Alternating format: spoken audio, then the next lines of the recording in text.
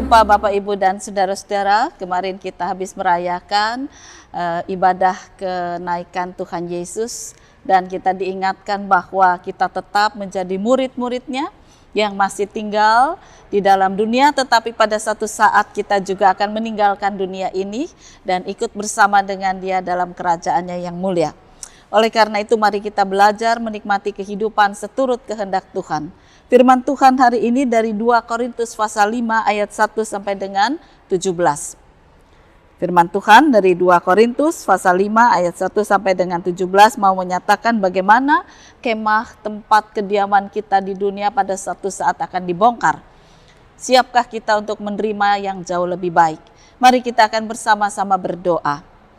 Tuhan Yesus, kami bersyukur kami boleh memperingati hari kenaikan Tuhan ke surga. Dan itu juga mengingatkan bahwa pada satu saat kami boleh tinggal di dalam kerajaan surga selama kami tetap setia kepada Engkau dan selama kami menjalani kehidupan seturut kehendak Tuhan. Oleh karena itu buatlah hati kami melekat kepada Engkau dan tidak melekat kepada dunia. Berfirmanlah ya Tuhan, supaya lewat firman Tuhan ini kami boleh semakin mengasihi Engkau. Kiranya Tuhan berkuasa melalui kuasa Roh Kudus. Inilah doa kami dalam nama Tuhan Yesus Kristus. Amin. Karena kami tahu bahwa jika kemah tempat kediaman kita di bumi ini dibongkar, Allah telah menyediakan suatu tempat kediaman di sorga bagi kita. Suatu tempat kediaman yang kekal, yang tidak dibuat oleh tangan manusia. Selama kita di dalam kemah ini, kita mengeluh karena kita rindu mengenakan tempat kediaman sorgawi di atas tempat kediaman kita yang sekarang ini. Sebab dengan demikian kita berpakaian dan tidak kedapatan telanjang. Sebab selama masih diam di dalam kemah ini, kita mengeluh oleh beratnya tekanan. Karena kita mau mengenakan pakaian yang baru itu tanpa menanggalkan yang lama, supaya yang fana itu ditelan oleh hidup. Tetapi Allah lah yang justru mempersiapkan kita untuk hal itu, dan yang mengaruniakan roh kepada kita, sebagai jaminan segala sesuatu yang telah disediakan bagi kita. Maka oleh karena itu, hati kami senantiasa tabah, meskipun kami sadar bahwa selama kami mendiami tubuh ini, kami masih jauh dari Tuhan.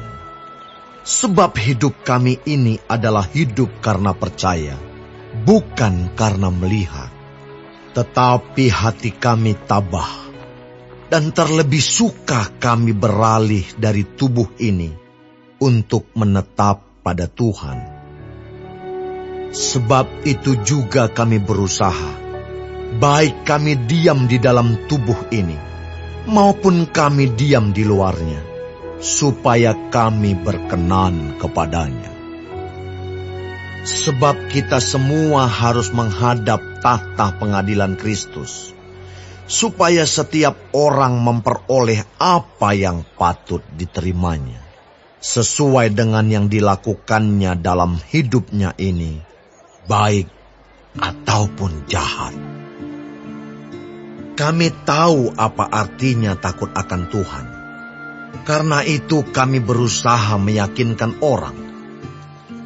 Bagi Allah hati kami nyata dengan terang, dan aku harap hati kami nyata juga demikian bagi pertimbangan kamu. Dengan ini kami tidak berusaha memuji-muji diri kami sekali lagi kepada kamu, tetapi kami mau memberi kesempatan kepada kamu untuk memegahkan kami, supaya kamu dapat menghadapi orang-orang yang bermegah karena hal-hal lahiria dan bukan batinia. Sebab jika kami tidak menguasai diri, hal itu adalah dalam pelayanan Allah.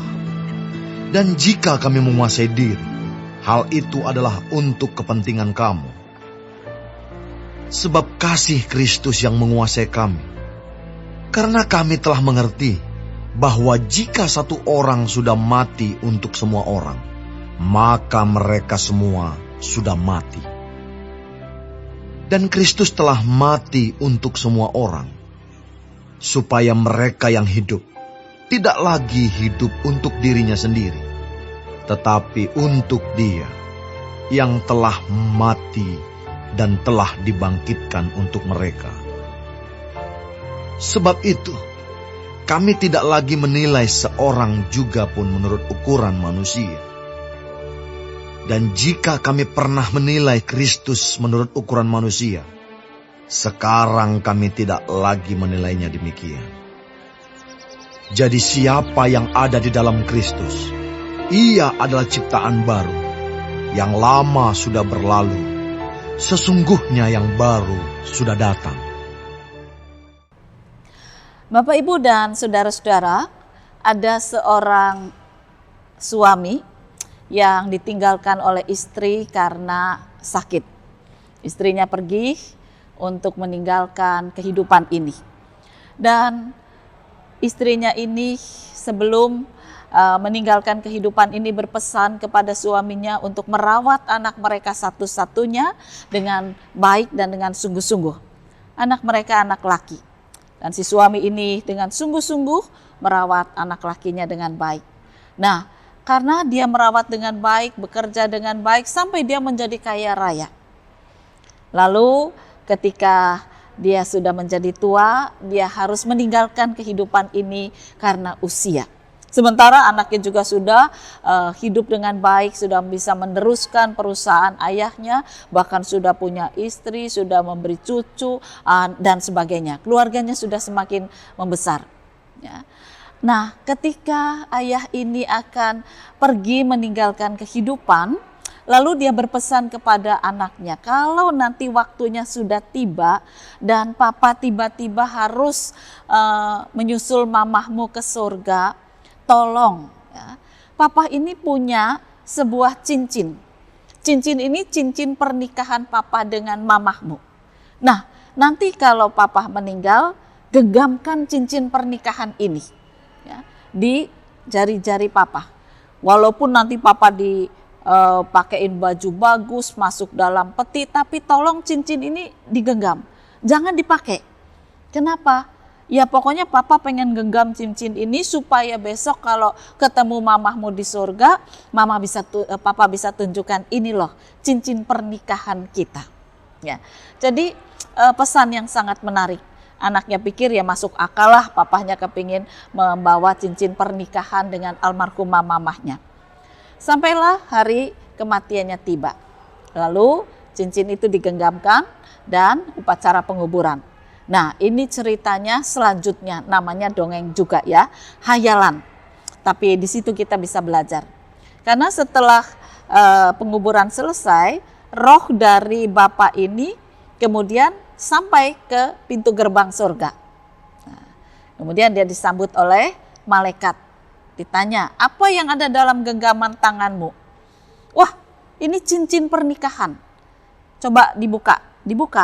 Lalu ketika malaikat mau ambil, ditutup lagi, enggak boleh. Ini cincin cinta kasih kesetiaanku kepada almarhumah istriku. Sekarang aku mau ketemu dia dan mau tunjukkan cincin ini. Tapi kan kamu harus buka, kata malaikat. Enggak bisa, kalau dibuka nanti engkau ambil. Jadi aku harus genggam sampai ketemu dengan istriku dulu.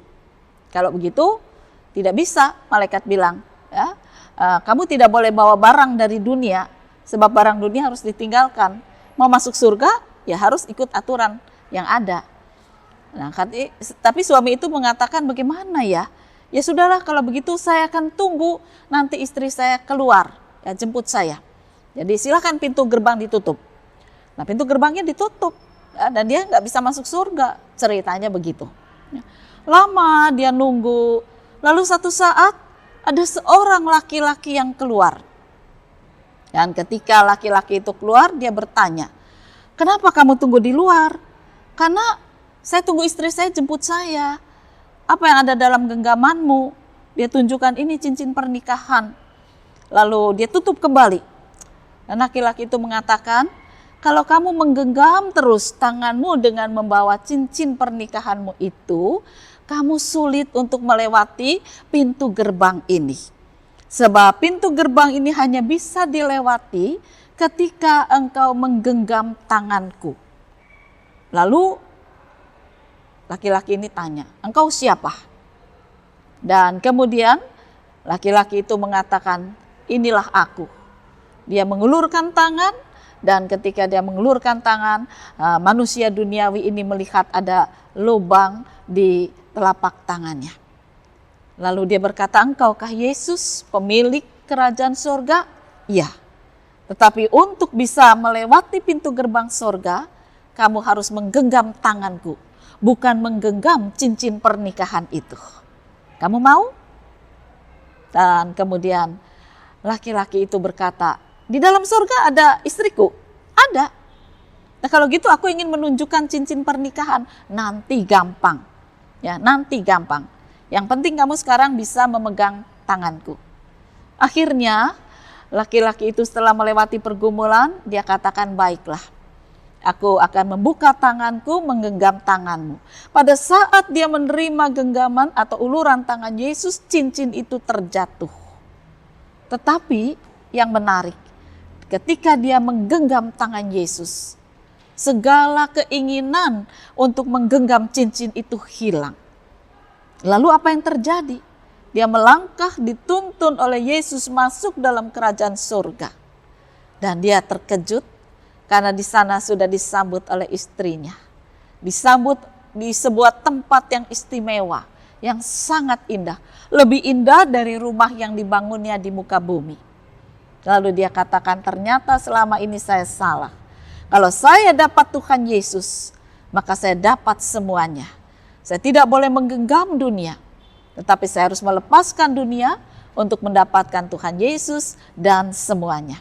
Nah, Bapak, Ibu, dan saudara-saudara, firman Tuhan juga mengajarkan hal yang sama. Kalau kita mau untuk sampai dalam kerajaan Allah yang mulia, kemah tempat kita berdiam ini akan dihancurkan. Oleh karena itu jangan kita menggenggam kehidupan dunia lebih besar daripada iman kita kepada Yesus. Ya, jangan genggam kejahatan-kejahatan, jangan genggam dosa, jangan genggam iri hati, jangan genggam loba dan tamak, jangan genggam harta dunia. Sebab di surga kita tidak bisa membawa harta dunia. Harta dunia itu semua fana, apalagi dosa-dosa kita tidak bisa masuk melewati pintu gerbang kerajaan surga. Nah, oleh karena itu buanglah semua, sedari kita masih hidup dalam dunia. Buanglah semua keinginan-keinginan dosa.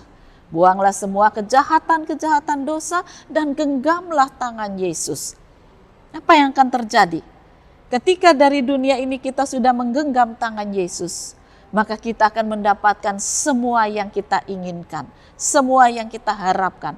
Sukacita, kebahagiaan sorgawi, cahaya sorgawi, tuntunan tangannya, kedamaian akan kita dapatkan.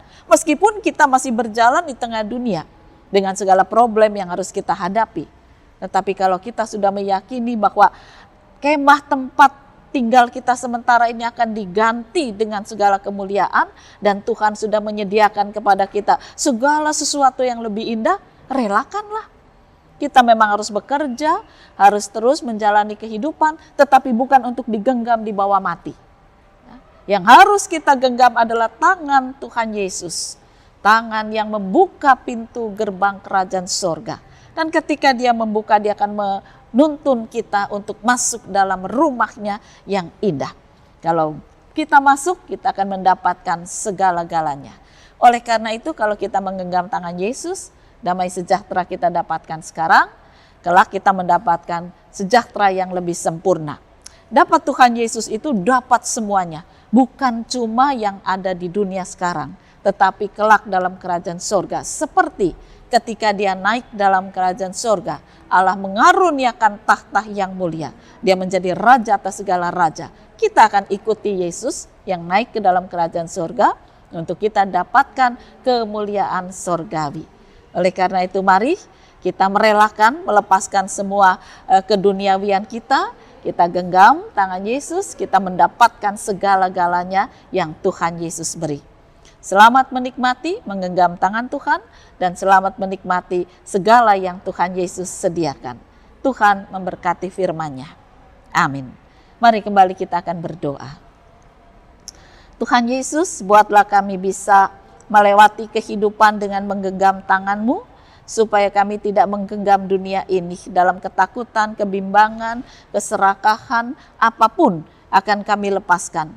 Karena kami tahu ketika kami menggenggam tangan-Mu, Engkau menyediakan segala-galanya yang terbaik untuk kami. Mulai dari kami hidup dalam dunia sekarang, sampai kami boleh menikmati kekekalan dalam kerajaan-Mu yang mulia. Kiranya Tuhan menopang, menuntun langkah kami untuk merelakan, melepaskan dunia, dan menggenggam tangan Tuhan. Biarlah kami mendapatkan segala-galanya di dalam Engkau. Inilah kerinduan kami dalam nama Tuhan Yesus Kristus. Amin.